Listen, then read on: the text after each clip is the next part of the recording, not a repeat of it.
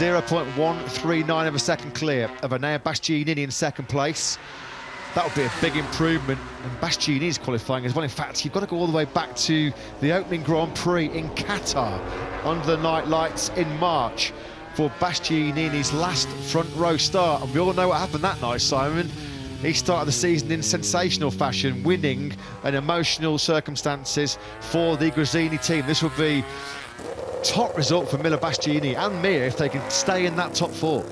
And it'll be super interesting to hear from Piero Taramasso. I haven't managed to find him all weekend.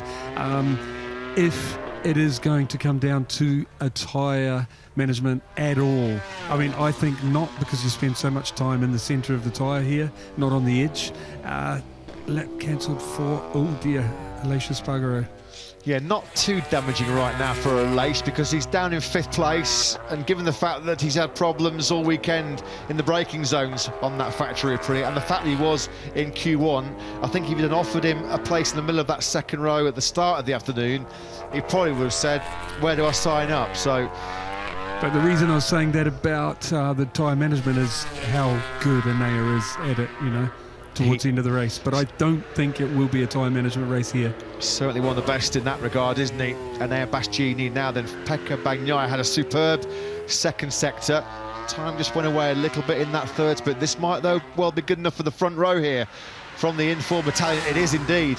It is. It's a 1:28.999. Impressive. Yeah, just over a tenth behind Miller. So now it's a factory Ducati Lenovo Team 1-2 on the grid.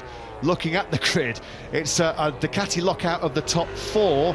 Our best non-Ducati at the moment in this session is Mir on the Suzuki. He's been pushed back to 5th. Aleix Espargaro 6th. Fabio Quartararo needs to find something here, Simon. Third row would be a bit of a disaster for Fabio Quartararo. We know what he's like when he has to make overtakes. We know what it can happen when he's in that sort of group. In Silverstone, he had issues with the rear tyre overheating. Oh, look how hard he's pushing. Yeah, but to Matt, to believe or expect, for us to expect Fabio to go faster in an outright lap than the Ducatis here is, I don't think, realistic. No. So really, he's doing an amazing job where he is now. Fabio said yesterday, people don't understand just how hard he's having to ride that Yamaha this year. He's riding on the absolute limit. There's nothing more that he can do to get any more performance out of himself. He said, I can't afford even a tiny error when you're trying to race these Dukes. Right now, he said, I go into every corner. I'm not always 100% convinced I'm coming out the other side of it. That's how hard Fabio Quartararo is being pushed to his maximum by this swarm of Ducatis. Now then, is Pekka Bagnaia about to take over at the top of the timesheets? He certainly is. A 1:28.796, and now he moves a 10th clear of his teammate Miller. Brilliant stuff then by Bagnaia. Maverick Vinales, he would have expected better at this stage of the session as we move close to the final 120 seconds of Q2 here for MotoGP in Austria. Vinales back of the third row right now in 9th place, and Nea Bastianini topped FP4 coming into this qualifying session on the Gresini Ducati. He has never had the MotoGP pole position. It will be the perfect place to do it here at the Red Bull Ring. Such a great circuit for Ducati down the years. Jorge Martin on that very bike, of course, was on pole in both Austrian Grand Prix here last year. Bastianini drops down the hill through turn number 9, just one corner left for the Italian. I don't think this will be a pole like we can see there in the third sector. He's lost over 0.2 of a second. He's going to be on the front row though, still in third. Miller second still. Bastianini in third then. It is still a Ducati lockout of the top four, and again, look at Fabio Quartararo's Yamaha. It's making all kinds of strange shapes. It weaves left, it weaves right in these hard braking zones.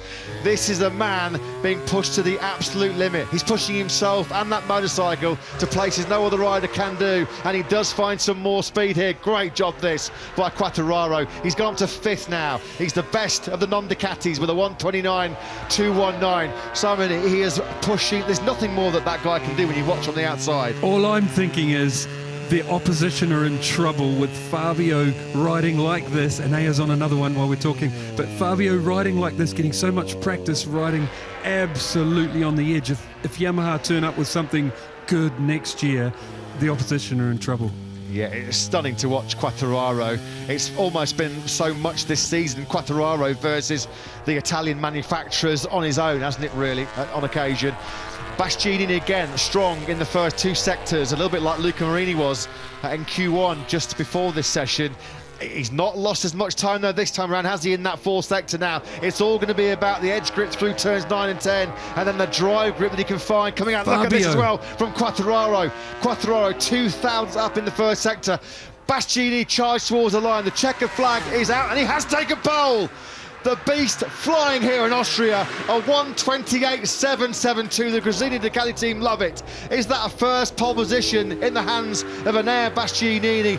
Fabio Quartararo leaving it all out there. He's pushing it so hard on the limit. Fabio Quartararo then out of the final corner on the factory Yamaha. What a front row this would be from the world champion. It's not quite fifth place from him.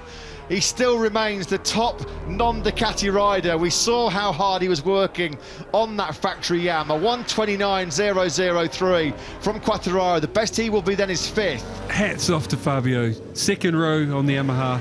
The job done. Absolutely brilliant. Absolutely awesome. Checker flag is out then. Enea Bastianini is on pole position in MotoGP for the first time. Well, that sparked jubilant scenes down in the Gresini Ducati garage. Ducati lock out the front row. Bagnaia second. Can he make it 3 wins in a row in 2022 for the first time for Ducati in 14 years? Miller back on the front row as well. It's a Ducati lockout of the top 4 with Martin 4th, Quartararo 5th, Zarco in 6th. Maverick Vinales will head row 3 in 7th place. Mir is 8th. Aleix Espargaro's got work to do. He dropped down to 9th, having been a front-running contender at the start of that session. The Gian Antonio was 10th, Rins 11th. Brad Binder will be frustrated as well. It's been a tough Saturday afternoon for the South African. He struggled in FP4 with some machine issues, and there he is down in 12th place. Ahead of Alex Rins and Brad Binder.